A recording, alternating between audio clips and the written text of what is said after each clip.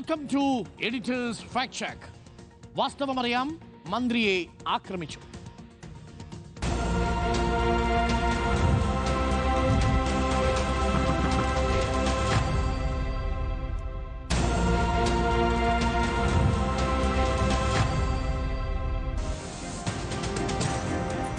മന്ത്രി വീണ ജോർജിനെ KSU പ്രവർത്തകർ ആക്രമിച്ചു എന്നാണ് ആരോപണം. ഇതുവരെ വന്ന ദൃശ്യങ്ങൾ നമ്മൾ പരിശോധിക്കുന്നു. അതിനു മുമ്പ് ഈ വിഷയത്തിൽ വന്ന പ്രതികരണങ്ങൾ കേൾക്കാം. ആദ്യം മുഖ്യമന്ത്രി പറഞ്ഞതും പിന്നീട് പ്രതിപക്ഷ നേതാവ് പറഞ്ഞതും കേട്ടു. ഇത് ഏതെങ്കിലും തരത്തിലുള്ള രാഷ്ട്രീയ പ്രതിഷേധവുമല്ല, ആസൂത്രിതമായ ഗൂഢായിസം. വീണ ജോർജ് ഒരു സ്ത്രീയായിട്ടും അവരെ ആക്രമിക്കാനും പരിക്കേൽപ്പിക്കാനും ശ്രമിക്കുകയാണ്, പരിക്കേൽപ്പിച്ചിരിക്കുകയാണ്. ഇത് അത്യന്തം അപലപനീയമായ ആക്രമണമാണ്. ഈ നാട് സംഘർഷത്തിൻ്റെ നാടായി മാറിക്കൂടാ. ജനങ്ങളാണ് ഇത്തരം കാര്യങ്ങളിൽ ശരിയായ വിധി എഴുതേണ്ടവർ. ജനാധിപത്യ രീതിയിലുള്ള കടുത്ത പ്രതിഷേധം ഈ കാര്യങ്ങളിൽ ഉയർന്നു വരും. KSUക്കാർ പ്രതിഷേധം നടത്തിയെന്നുള്ളത് ശരിയാണ്, പക്ഷെ അവരുടെ അടുത്തുപോലും എത്തിയിട്ടില്ല. 3-4 KSU പ്രവർത്തകരാണ് ഉണ്ടായിരുന്നത്. 30-35 പോലീസുകാരുണ്ടായിരുന്നു. ഇവരെ ആക്രോശിച്ച് അവരുടെ അടുത്തേക്ക് ചെല്ലുന്ന ദൃശ്യങ്ങൾ മാത്രമേ ഇതുവരെ പുറത്തു വന്നിട്ടുള്ളൂ. തീർച്ചയായിട്ടും ഞങ്ങൾ പരിശോധിക്കും. അങ്ങനെ എന്തെങ്കിലും തെറ്റ് KSUക്കാരുടെ ഭാഗത്തുനിന്നുണ്ടെങ്കിൽ ഞങ്ങൾ നടപടിയെടുക്കും, ഇനിയും പ്രതിഷേധിക്കും. പക്ഷേ ആക്രമിക്കും എന്ന് പറയുന്നത് ഒരിക്കലും നടക്കാൻ പാടില്ലാത്ത കാര്യമാണ്. നടന്നിട്ടില്ല എന്നാണ് ഞങ്ങളുടെ പ്രാഥമിക അന്വേഷണത്തിൽ ഈ ദൃശ്യങ്ങൾ കണ്ടതിലും ഞങ്ങൾക്ക് കിട്ടിയിരിക്കുന്ന വിവരം. പ്രിയപ്പെട്ട പ്രേക്ഷകരെ, എഡിറ്റേഴ്സ് ഫാക്ട് ചെക്ക് എന്ന് പരിശോധിക്കുന്നത് 3 ദൃശ്യങ്ങളാണ്. ഇതിൽ 4ാമത്തൊരു ദൃശ്യത്തിന് വേണ്ടി നമ്മൾ കാത്തിരിക്കുകയാണ്. അത് RPFന്റെ CCTV ദൃശ്യങ്ങളാണ്. അത് ഇതുവരെയും നമുക്ക് ലഭ്യമായിട്ടില്ല. ഞങ്ങളുടേതും അവിടെ ലഭ്യമായിരുന്ന മറ്റു പ്രാദേശിക ലേഖകന്മാരുടെ ചാനലിലെ ദൃശ്യങ്ങൾ കൂടി പരിശോധിച്ചുകൊണ്ടാണ് ഈ ഫാക്ട് ചെക്ക് ഇപ്പോൾ പ്രേക്ഷകരിലേക്ക് എത്തുന്നത്. ഇപ്പോൾ നമുക്ക് ലഭ്യമായ ദൃശ്യങ്ങളിൽ നിന്നാണ് ഈ ഫാക്ട് ചെക്ക് ഈ നിമിഷം നമ്മൾ നടത്തുന്നത്. ആദ്യം ക്യാമറ വിഷ്വൽ 1 നമുക്ക് നോക്കാം. ആക്രമണത്തിന്റെ ആദ്യത്തെ ദൃശ്യം. കണ്ണൂർ റെയിൽവേ സ്റ്റേഷനിലേക്ക് ആരോഗ്യവകുപ്പ് മന്ത്രി വരുമ്പോൾ വളരെ പെട്ടെന്ന് പൊടുന്നനെ പ്രതിഷേധവുമായിട്ടെത്തുന്ന KSU പ്രവർത്തകരുടെ ദൃശ്യങ്ങളാണ് പ്രേക്ഷകർ കാണുന്നത്.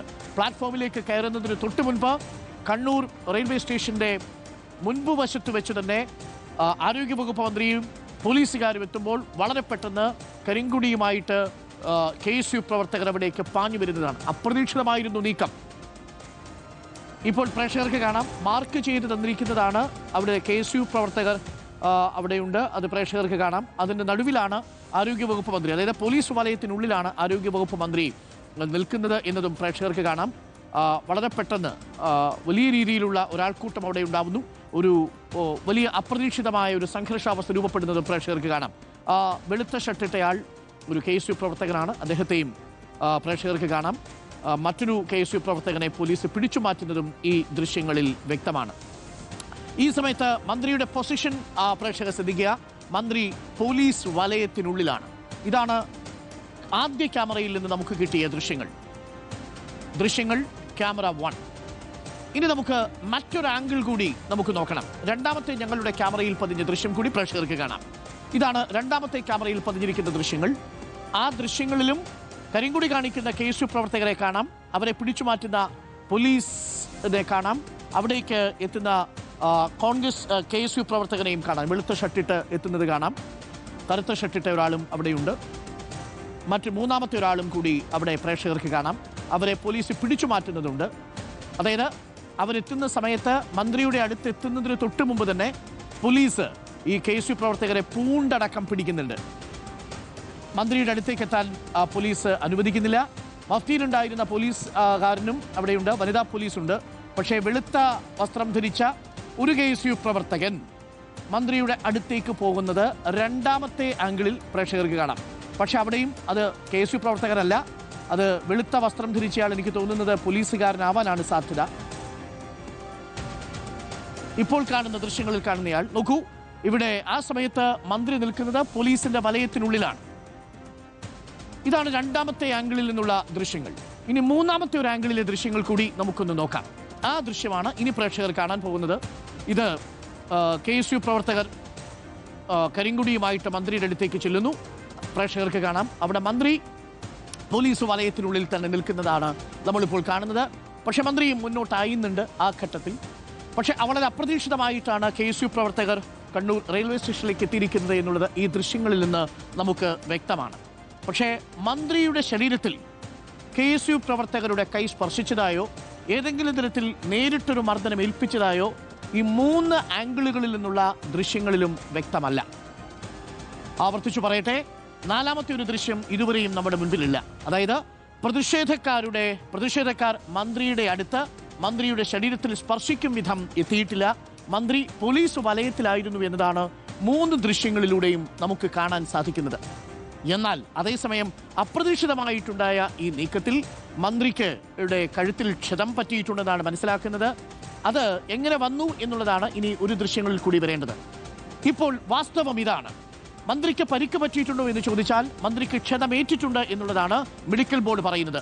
മെഡിക്കൽ ബോർഡിലെ വാചകങ്ങൾ ഇങ്ങനെയാണ്: മന്ത്രിയുടെ കഴുത്തിന് ക്ഷതമേറ്റതിൽ MRI സ്കാൻ ഉൾപ്പെടെയുള്ള വിവിധ പരിശോധനകൾക്കായിട്ട് മെഡിക്കൽ ബോർഡ് നിർദ്ദേശിച്ചിരിക്കുന്നു എന്നുള്ളതാണ് ഇപ്പോൾ പുറത്തു വന്നിരിക്കുന്ന മെഡിക്കൽ ബോർഡിന്റെ മെഡിക്കൽ ബുള്ളറ്റിൻ പറയുന്നത്.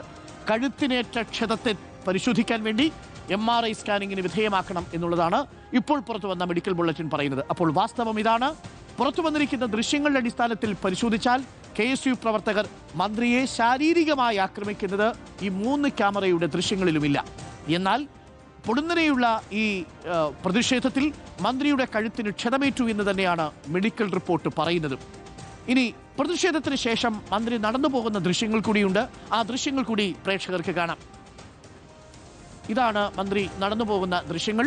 മന്ത്രിയുടെ ട്രെയിൻ വന്നത് 3ാമത്തെ പ്ലാറ്റ്ഫോമിലേക്കാണ്. 3ാമത്തെ പ്ലാറ്റ്ഫോമിലെ C4 കമ്പാർട്ട്മെന്റിൽ വന്ദേ ഭാരതിലാണ് യാത്ര ചെയ്യേണ്ടിയിരുന്നത്. മന്ത്രി 1ാമത്തെ പ്ലാറ്റ്ഫോമിലൂടെ നടന്ന് മുകളിൽ കയറി 3ാമത്തെ പ്ലാറ്റ്ഫോമിലേക്ക് പോകുന്നുണ്ട്. ഇത് പ്രതിഷേധത്തിന് ശേഷമുള്ള മന്ത്രിയുടെ ദൃശ്യങ്ങളാണ്. 3ാമത്തെ പ്ലാറ്റ്ഫോമിലേക്ക് എത്തി മന്ത്രി പോകുന്നതിനിടയിലാണ് മന്ത്രിക്ക് കഴുത്തുവേദന അനുഭവപ്പെടുന്നതും അതിനുശേഷം മന്ത്രിയെ ആശുപത്രിയിലേക്ക് കൊണ്ടുപോകുന്നതും. എന്നാൽ മന്ത്രിയുടെ കയ്യിൽ പരിക്കേറ്റു എന്നൊരു പ്രചരണമുണ്ടായിരുന്നു. മന്ത്രി ഇതങ്ങനെ പറഞ്ഞിട്ടില്ല. മന്ത്രി റെയിൽവേ സ്റ്റേഷനിലേക്ക് വരുന്ന ദൃശ്യങ്ങൾ നമുക്ക് ഒന്ന് കാണാം. മന്ത്രി റെയിൽവേ സ്റ്റേഷനിലേക്ക് വരുന്ന സമയത്ത് മന്ത്രിയുടെ കയ്യിൽ ആ ചെറിയ മുറിവ് ഉണ്ടായിരുന്നു. അതായത് പ്രതിഷേധത്തിന് മുമ്പ് തന്നെ മന്ത്രിയുടെ കയ്യിൽ ചെറിയ ഒരു പരിക്ക് കാണാം. അത് ചെറിയൊരു മുറിവായിരുന്നു. അത് ഈ പ്രതിഷേധത്തിനിടയിൽ ഉണ്ടായതല്ല. അപ്പോൾ വാസ്തവം ഇതാണ്. KSU പ്രവർത്തകർ നേരിട്ട് ശാരീരികമായി മന്ത്രിയെ ആക്രമിക്കുന്നത് നിലവിൽ വന്ന ദൃശ്യങ്ങളിലില്ല. നമ്മൾ CCTV ദൃശ്യങ്ങൾക്കായി കാത്തിരിക്കുന്നു.